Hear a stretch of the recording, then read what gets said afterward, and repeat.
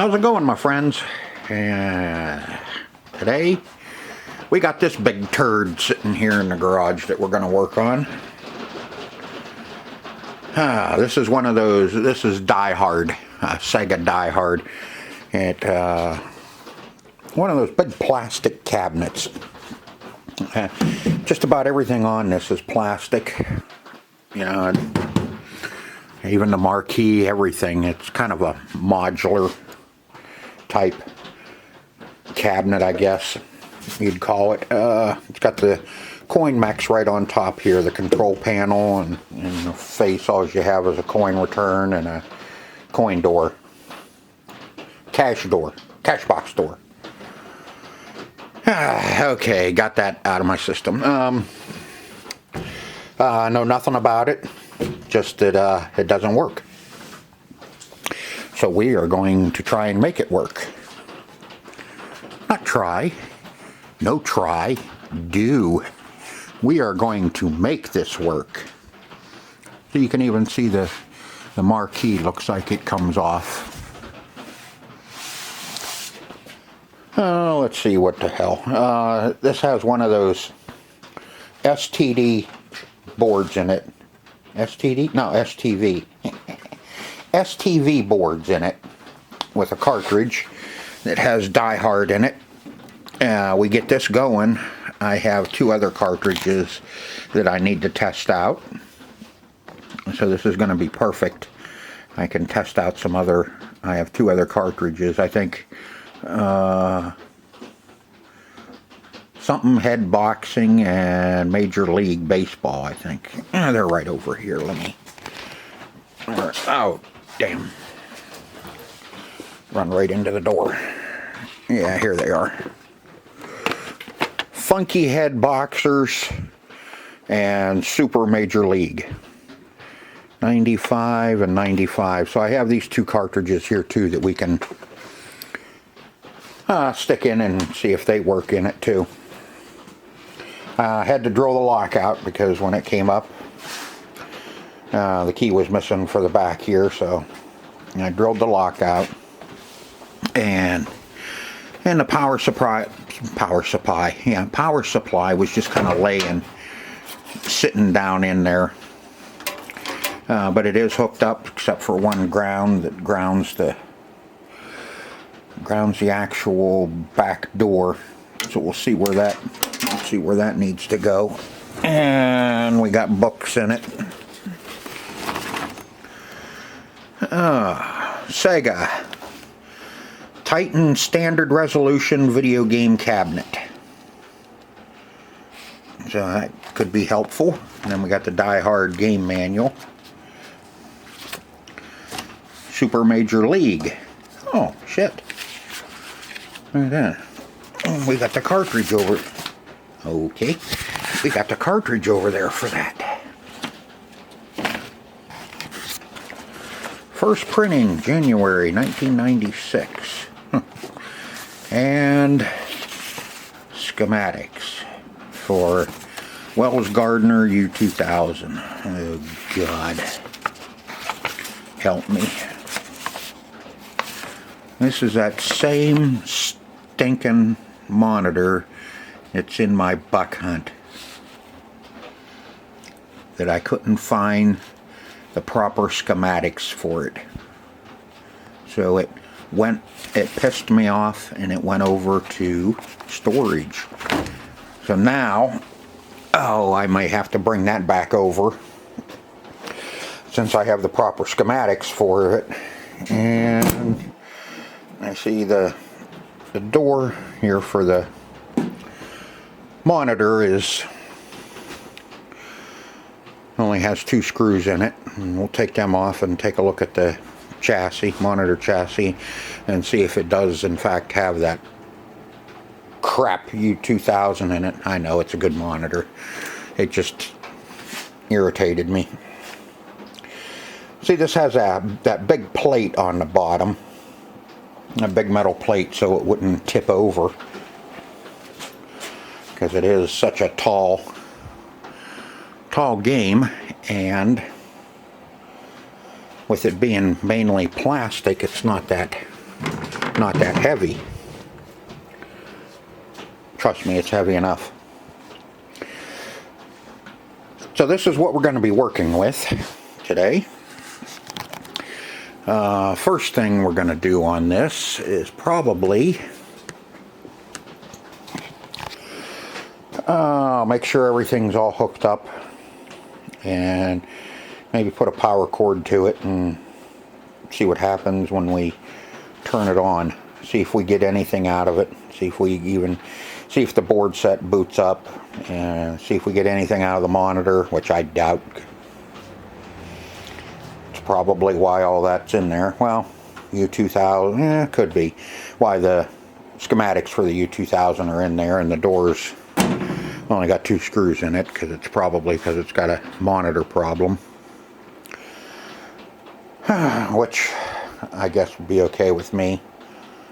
Just means I gotta fight with that stupid U2000 monitor chassis again.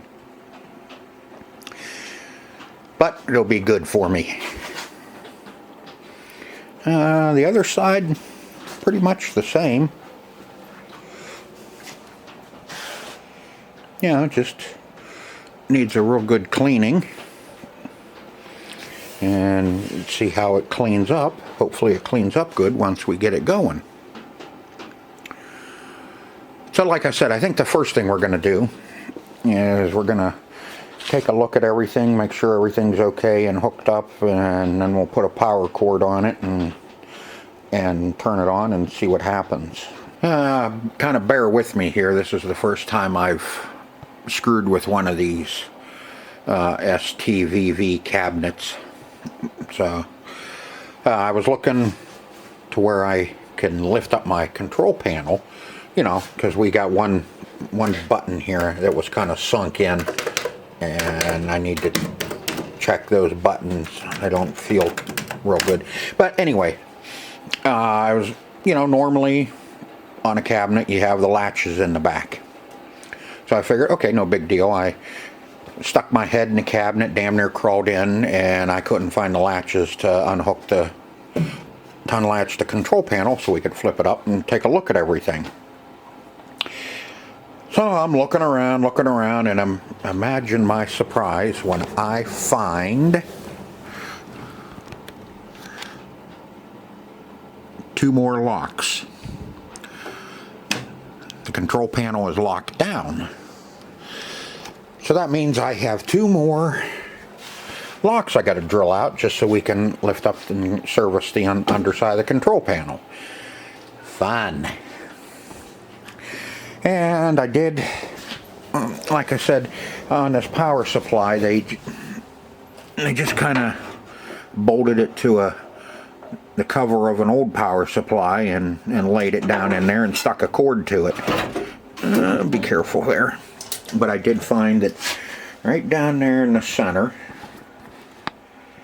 is where all the grounds meet. So that's where our door is grounded. And it also comes down off of the monitor, is grounded, and it looks like the control panel is all grounded down through there too. So it's picking up the ground all through the power supply is what I am guessing. It's not the right power supply for it, but it is a decent one. It's a HAP controls. I do have some more power supplies. We may find one that actually, well, yeah, this one does have an on-off button on it. Yeah, okay, so we're good there too. We can, the mounting's down there.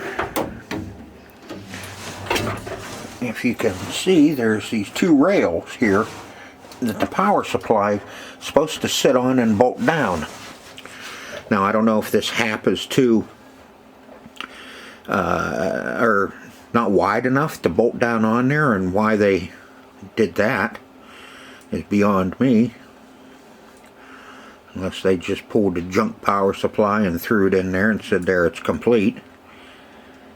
So we're gonna find out here in a minute. I gotta find a canert and get all those grounds put together down there.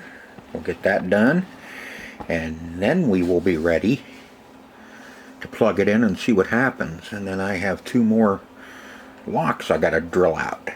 Hey! And I took that little plate off, and there's the backside. There's the chassis for the U2000. Yep, seen that many a times.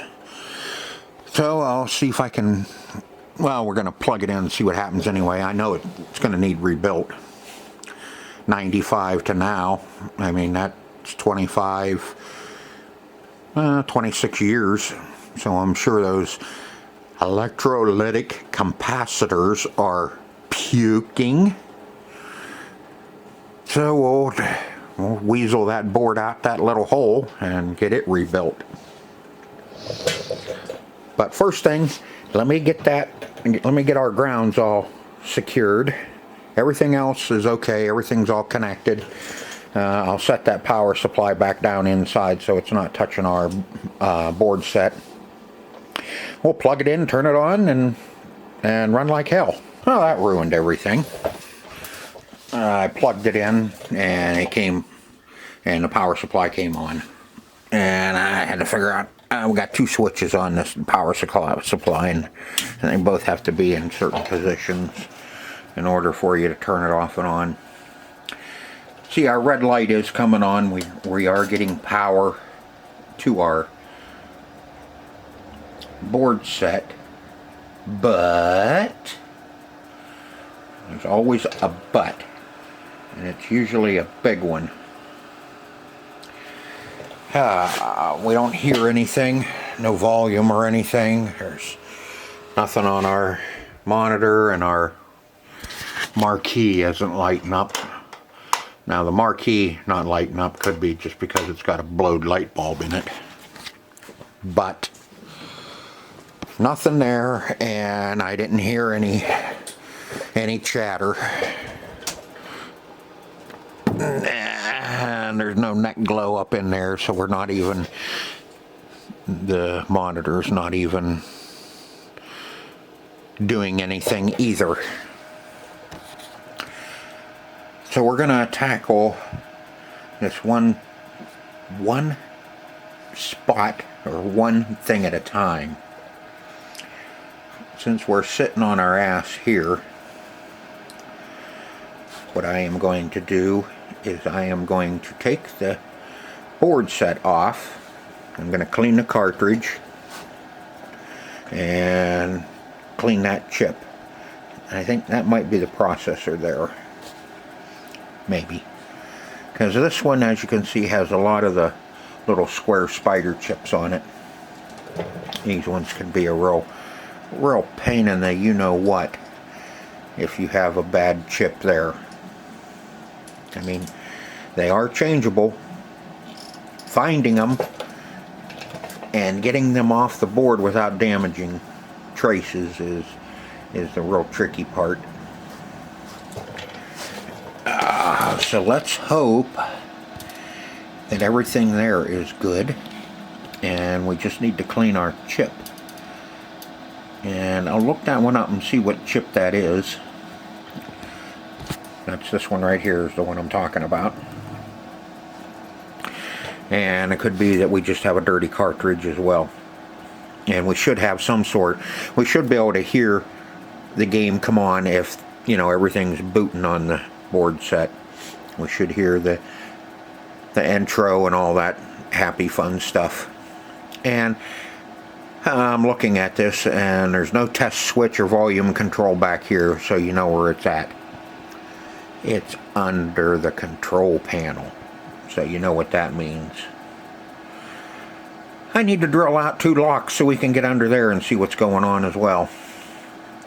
So maybe we can at least turn up the volume and see if we can get something happening. The volume may be turned all the way down. I don't know. So that's just something we're going to have to go find out. Now, if you've never had one of these STV cartridges apart, you can see all it is it's just like a damn Sega Genesis. That's all it is, a game cartridge. You have two security screws that the Sega driver will work on.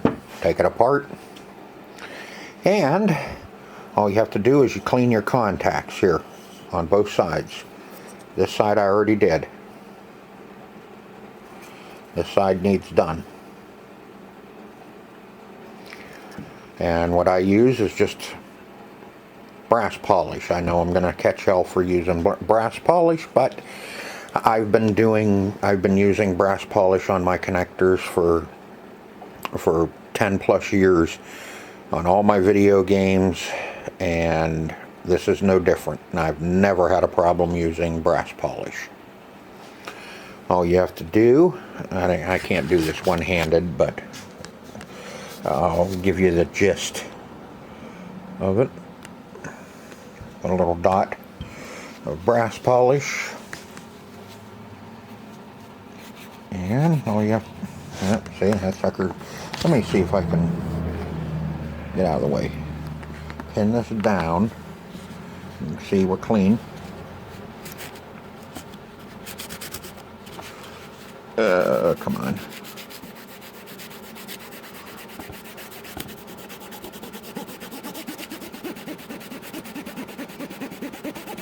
And just polish them up.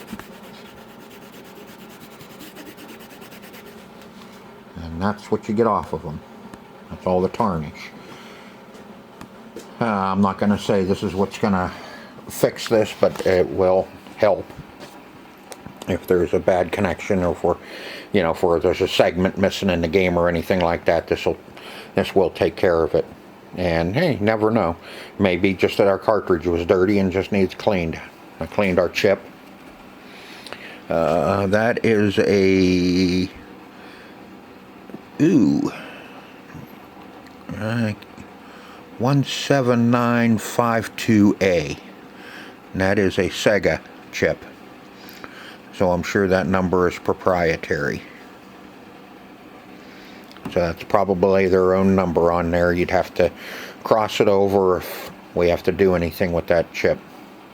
And if our JAMA connector is pretty clean, but I'll clean it up as well. And we'll see if we can get this to do something. There's another socketed chip. We'll take care of that one too. So let me get this stuff cleaned up. I'll finish cleaning up the cartridge, get it all put back together. Pull that chip and I'll clean it. That is a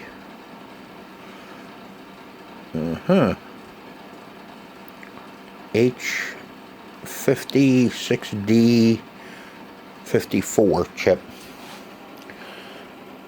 So I'm sure looks like I did find our volume pot. This should be our amp here. So that should be our volume in there. I'll change the CMOS battery. I'm sure that has nothing to do with it, but we'll change it and see what we get out of that too. Okay, now I pulled the chassis out, recapped it, and we still have the same issue. And this one again, same thing. We got a burnt board on it, and I did some more research on the U2000 and the U5000. They weren't in production very long because they were a pile of crap from Wells Gardner. They replaced it with the K7400. So I am not going to spend hours and hours tracing and checking and getting an unreliable monitor up and running. So before I did anything, I wanted to make sure that our board set was working. So I hooked up an LCD conversion kit temporarily just to see if our board set is running, and our board set is running. No volume, but I'm not worried about that. That we can fix our volume when the time comes. I'm not going to do an LCD conversion on this. I want to keep the 25-inch monitor in it. So I was doing some research on some Universal's chassis, because to buy a refurbished chassis that is working for a U2000 is like $265 to almost $300 for a for a refurbished running U2000 chassis. And that's with all the mods. There's 3 update kits that were produced by Wells Gardner for the U2000.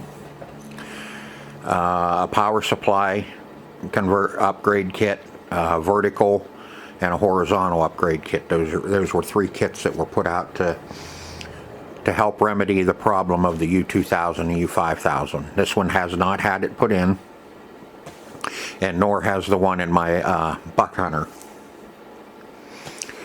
And so I went and looked for the kits. I was going to go ahead, if I could find kits for it, I would go ahead and kit them and then see what, see the reliability of it. But this was back in, this game's 95, 96. That's when the U2000 and the U5000, they were putting them in these cabinets. And I couldn't find anything, and Wells Gardner, no longer has that stuff. I mean, this is 2021. They're not going to keep those cabinets or keep those conversion kits available, because they figure most of this crap's done and gone and in the dumpster by now. But so I figured, okay, fine.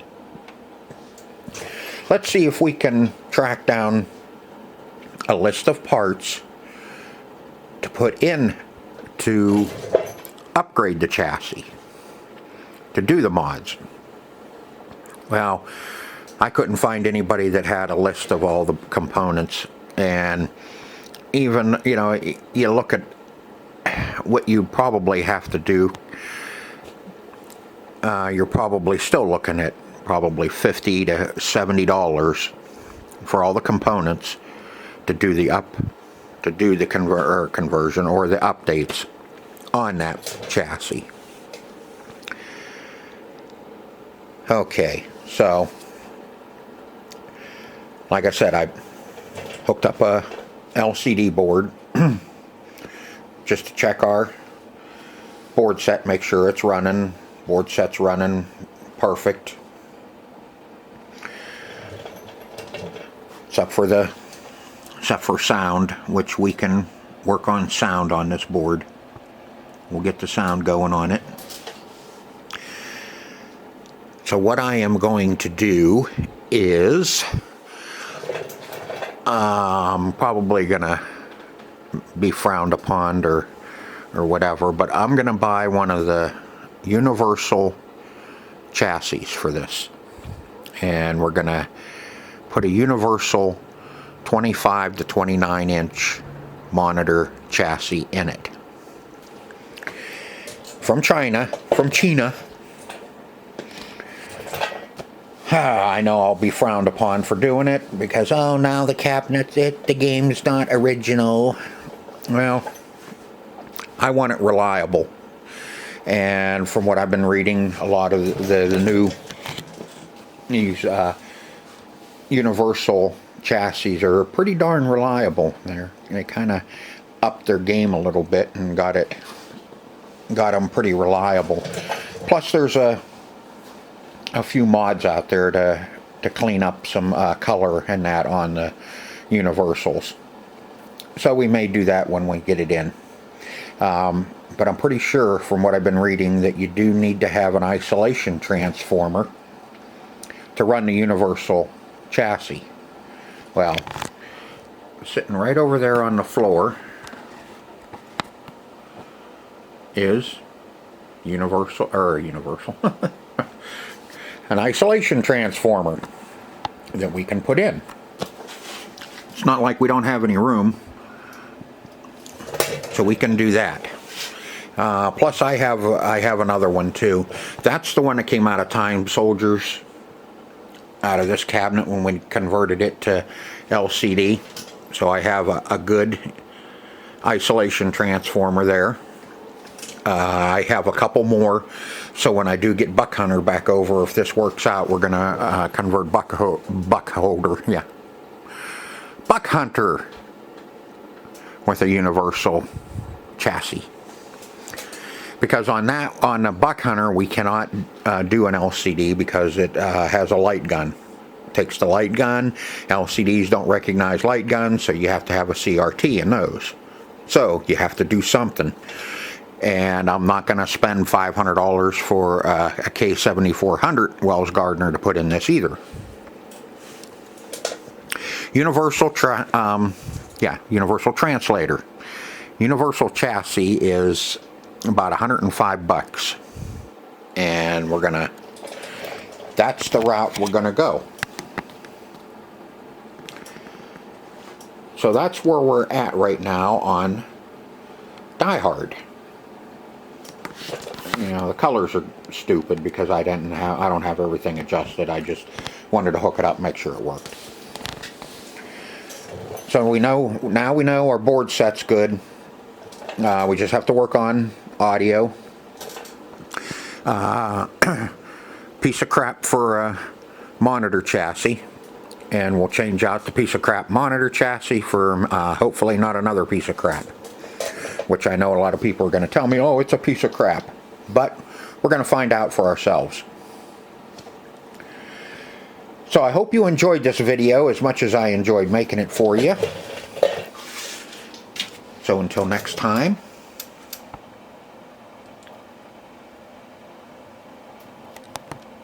see ya.